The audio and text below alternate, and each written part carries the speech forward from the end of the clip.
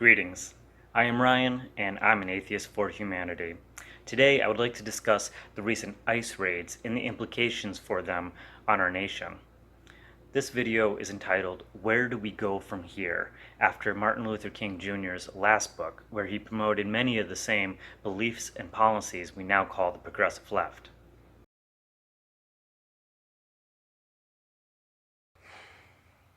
I want to spell out why the raids happening around our country are deeply morally wrong. But I can't do that without referencing the context within which they're happening. Donald Trump ran on a campaign of anti-immigrant rhetoric, specifically attacking Latinx and Muslims, two demographics that have been entering our country at higher rates than others due to danger and instability in their homeland. We need to be clear about what this rhetoric is. This is a display of white nationalism, which dominates the conservative mindset in America. These are people who feel that they, white people, have had a sense of control over politics, culture, and economy in this country. They fear losing their majority and influence that has granted them privilege and control over the generations. They hold the belief that there are not enough jobs to support everyone. They are generally against giving assistance to any of these people who flee poverty, war, and violence. These are people who hold a fixed idea on national identity, and to them, it can be seen in the mirror. And let me just say that the desire to retain power among one's racial group rather than virtuous ideas is a denial of our shared humanity. We know that the rejection of immigrants is not ideological in nature because immigrants come to this country because they rejoice in our nation's values and rights. They are very clear about wanting to share our freedom and safety. After centuries of immigration, the best ideas in America have been strengthened by those who integrated into our country. Diversity assures equality and promotion of protections for all demographics because no other way makes sense. However, it is the conservative that wishes to diminish the freedoms of some and to maintain an unjust advantage. These ideas are not new and have always existed in America, but only since the civil rights movement in the 60s have their supremacy truly been challenged. White conservatives virtually rioted when they were forced to share their schools, public places, and standard of living with Black Americans.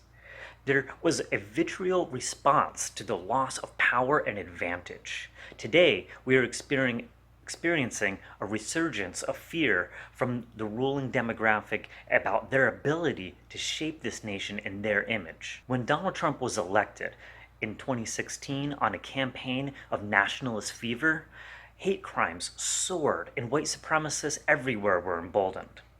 Since then, we have seen a litany of legislation aimed at reducing travel, immigration, and refuge, specifically from non-white nations. We have seen hate crimes spike in every location that he holds a rally. We have seen domestic terrorism linked to white nationalist ideology become common occurrence. And yet, the president's administration tries to justify making Black identity extremists as the number one threat to America. America in 2019 has become frighteningly similar to 1930s Germany. There's a strong nationalist rhetoric in the government, mirrored by vile and hateful sentiment toward minorities, laws that reduce citizenship for minorities being held in concentration camps that are worse than our maximum security prisons, law enforcement that have been exposed for harboring extreme racist and anti-immigrant beliefs, and we have seen laws reducing protections and rights for the LGBT and refugees. Now we are entering an atmosphere resembling the late 1930s Germany, with mass deportations of immigrants. This is a campaign that comes at great cost to the taxpayer with no proven benefit except for the cultural cleansing of the country, which perfectly mirrors the Nazi agenda. To say that because the rhetoric and policies are not exactly the same as the more extreme periods of Nazi Germany, that there's no reason for alarm is a disgusting falsehood. We currently have human beings being hunted down and ripped out of their homes purely for living among us and doing no wrong to anyone. Minority children are becoming orphans at alarming rates. People who have lived and integrated into our society for years now are hiding in fear, just as the Jews did.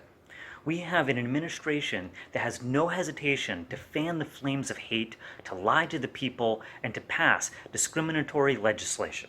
Now that we have set the context of the tragedy, let me explain why it is wrong and what it will do to our country. I say that migration and refuge are a human right. No nation has the right to demand that other human beings remain in dangerous, destitute, and failing environments. The originators of our nation were European, and they came to this continent without permission, without agreement, and without integrating into the existing nations that covered this entire continent. They came here fleeing persecution, arguably, but nonetheless, it was objectively nowhere near the conditions that our modern immigrants and refugees are facing. To the conservative, nationalist-minded individual, the arrival of every group is the end of society, when in reality, we are all here coexisting in the world's first melting pot. That used to be something to be proud of when the majority of immigrants were white, but it is being rethought as white supremacy loses its power. It is twisted and wrong to hunt down a group of people because they've been used as scapegoats for America's problems. Continually, nationalists fail to understand that a majority of jobs are not grabbed by immigrants here in America. They are sent overseas by the same people who promote their fear and distrust. Moreover, technology has changed the face of the workforce more than immigration ever could, and it will only continue, whether minorities live here or not. The nationalist or conservative fails to realize that every era of great advancement is characterized by the tribulations of those who embody the old way of doing things. No amount of anger will change this shift, because the advancements that are hard on the individual are overflowing with benefits for the masses. The dehumanization involved in the existence of concentration camps and mass deportation is like a poison for the mind to strengthen the body. It is a pathway that damages the ability of our society to function and opens the doors of dark recesses in humanity's psyche where atrocities are committed that could never have been possible without years of mental poisoning and delusional self-righteousness. Allowing our government to act in unison with the goals of domestic terrorists sets our nation back 100 years and creates an instability throughout the country. People are fleeing from the Middle East because extreme beliefs became mainstream enough that governments lost control. Now we have governments that strike terror into the heart of the people and terrorists that are inspired by the government. People in Mexico and Latinx nations are fleeing unchecked violence due to widespread corruption. We now have an administration full of criminals, ripe with corruption, and looking the other way as violence by nationalists are stoked. We are in danger.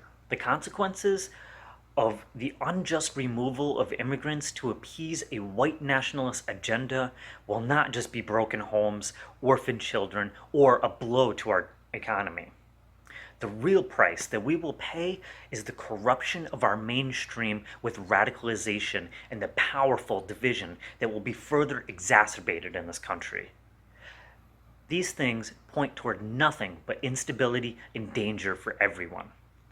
When evil is welcomed into power, it is never easily removed and will not disappear quietly.